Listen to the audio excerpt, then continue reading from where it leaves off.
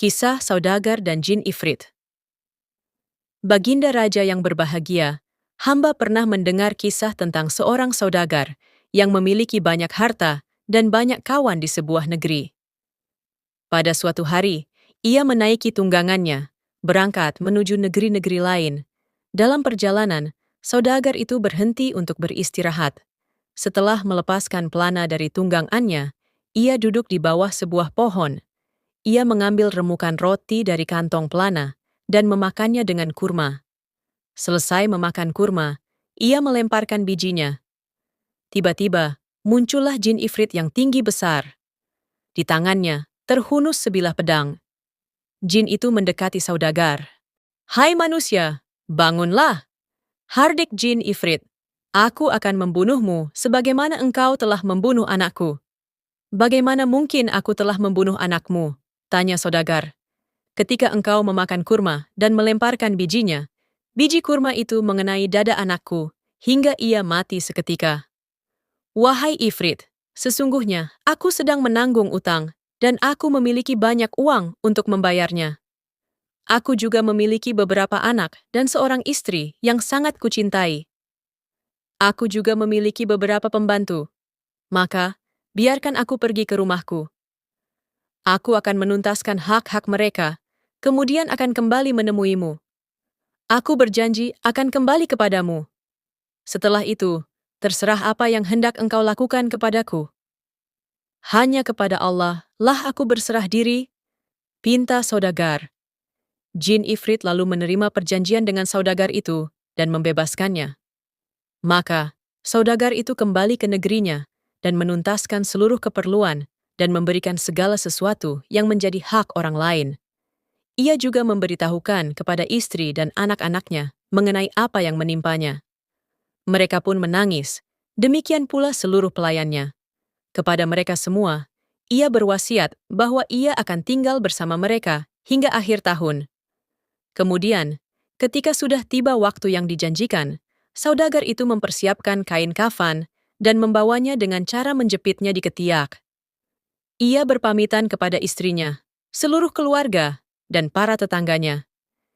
Ia tetap berangkat meninggalkan mereka, sekalipun diiringi oleh ratapan dan tangisan yang menyayat hati. Setelah melakukan perjalanan beberapa lama, ia tiba di sebuah kebun. Lapun beristirahat dan menunggu kedatangan jin ifrit. Hari itu adalah awal tahun baru. Pada saat ia duduk sambil menangis meratapi nasib yang akan menimpanya, tiba-tiba ada orang tua yang sedang menuju ke arahnya. Orang tua itu menuntun seekor kijang. Ia memberi salam kepada saudagar dan dibalas dengan ramah. "Apa yang menyebabkan engkau duduk di tempat ini, padahal ini adalah tempat jin?" tanya orang tua itu. Sang saudagar kemudian menceritakan peristiwa yang dialaminya dengan jin ifrit berikut sebab-sebab yang menjadikan ia duduk di tempat tersebut. Orang tua pemilik kijang itu merasa takjub. "Demi Allah, sungguh perjanjianmu itu sangat agung dan ceritamu sangat aneh," ucap orang tua itu. "Seandainya peristiwa yang engkau alami ini ditulis di lempengan batu, tentu akan menjadi teladan berharga bagi orang yang dapat mengambil pelajaran."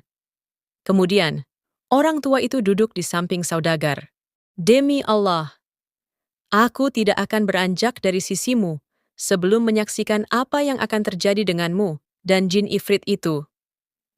Kembali orang tua itu bersumpah. Demikianlah, orang tua itu duduk di samping saudagar. Keduanya berbincang-bincang sambil menunggu jin ifrit. Sang saudagar sempat pingsan, dan ketika siuman ia semakin takut, hatinya gundah tak terkira. Sementara, orang tua pemilik kijang tetap berada di sampingnya. Tiba-tiba, dari kejauhan, tampak seorang tua yang sedang menuju ke arah mereka. Orang tua ini membawa 2 ekor anjing berwarna hitam. Setelah memberi salam kepada saudagar dan si pemilik kijang, ia menanyakan, kenapa mereka duduk di tempat itu, padahal itu adalah tempat jin. Keduanya lalu menceritakan peristiwa yang mereka alami dari awal hingga akhir. Belum lama si pemilik anjing duduk bersama mereka, tampak seorang tua sedang menuju ke arah mereka. Orang ini membawa hewan bighal berwarna hitam. Ia memberi salam kepada mereka dan menanyakan kenapa mereka duduk di tempat itu. Saudagar dan teman-temannya menceritakan peristiwa yang mereka alami dari awal hingga akhir. Tidak lama kemudian, terlihat debu mengepul dan angin topan yang datang dari arah tengah padang pasir. Ketika kepulan debu itu mereda, tiba-tiba muncullah jin ifrit dengan pedang terhunus di tangannya. Matanya memandang penuh kebencian. Jin ifrit mendatangi mereka dan menarik sang saudagar. "Berdirilah! Aku akan membunuhmu sebagaimana engkau telah membunuh anakku, buah hatiku," bentak jin ifrit kepada sang saudagar. Sang saudagar menarik napas kuat-kuat dan menangis. Ketiga orang itu juga menangis meraung-raung sejadi-jadinya. Beberapa saat kemudian, orang tua pemilik kijang telah sadar dan mampu menahan diri. Ia mendekati jin dan mencium tangannya. "Wahai jin yang menguasai kerajaan jin, apabila aku menceritakan kisahku dengan kijang ini, dan menurut anggapanmu, kisahku ini sangat aneh, apakah engkau mau memberikan sepertiga darah saudagar ini kepadaku?" Tanya orang tua pemilik anjing. "Baiklah, orang tua, ceritakanlah kisahmu, dan jika menurut anggapanku, kisahmu itu sangat aneh, maka aku mau memberikan sepertiga darah saudagar ini kepadamu." Maka si pemilik kijang pun bercerita. Kisah pemilik kijang kepada jin ifrit. "Ketahuilah, wahai jin ifrit, sesungguhnya kijang ini adalah anak perempuan pamanku, masih termasuk darah dagingku. Aku mengawininya saat ia masih kecil. Aku tinggal bersamanya dan menganggapnya bagaikan anakku sendiri. Lalu, aku mengambil seorang selir, dan dari selir ini, aku memperoleh seorang anak laki-laki yang sangat tampan bagaikan bulan purnama. Kedua biji matanya sangat hitam, tajam, dan sangat menawan. Kedua alisnya lebat melengkung indah. Bentuk tubuhnya sempurna. Anak itu tumbuh besar dari hari ke hari, hingga menjadi seorang anak berumur 15 tahun. Pada suatu hari, aku merasa harus melakukan perjalanan ke kota-kota lain. Lalu, aku pun ikut dalam rombongan besar. Sementara putri pamanku, yakni si kijang ini, telah mempelajari sihir dan perdukunan sejak kecilnya. Ia menyihir anakku menjadi seekor lembu, serta menyihir ibunya, yakni selirku, menjadi seekor sapi. Sepupuku itu lalu menyerahkan keduanya kepada penggembala. Beberapa lama kemudian, aku kembali dari perjalanan, serta menanyakan tentang anakku dan ibunya. "Selirmu telah mati dan anakmu melarikan diri. Aku tak tahu kemana perginya," jawabnya. Maka, aku melewatkan hari-hari selama 1 tahun dalam kesedihan yang menusuk hati.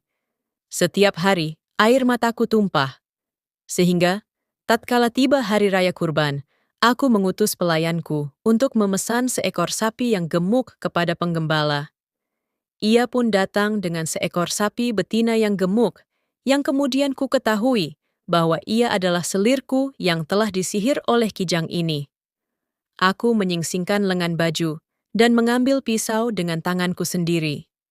Saat aku bersiap-siap untuk menyembelihnya, tiba-tiba sapi betina itu menangis meraung-raung. Aku terkejut dan menghindar darinya. Aku lalu memerintahkan kepada penggembala untuk menyembelihnya. Maka, sapi betina itu pun disembelih.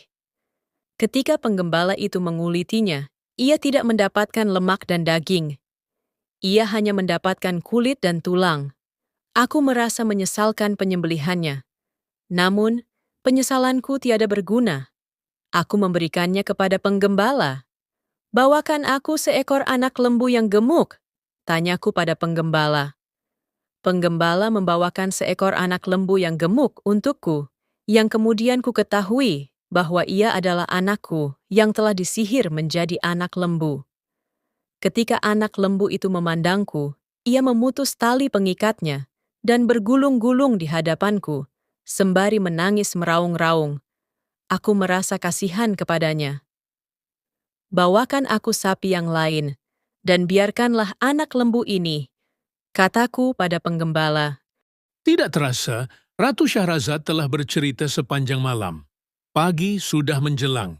Ia pun berhenti bercerita. Alangkah indahnya cerita kakak. Kata Dunyazad, Ini belum apa-apa dibandingkan cerita selanjutnya.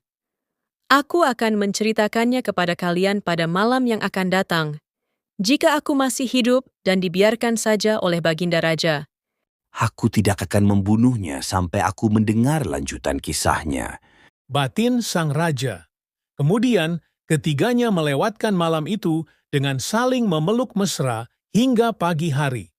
Raja Syahrayar keluar meninggalkan istananya, menuju balairung kerajaannya. Sang wazir datang dengan membawa kain kafan yang diselipkan di ketiaknya.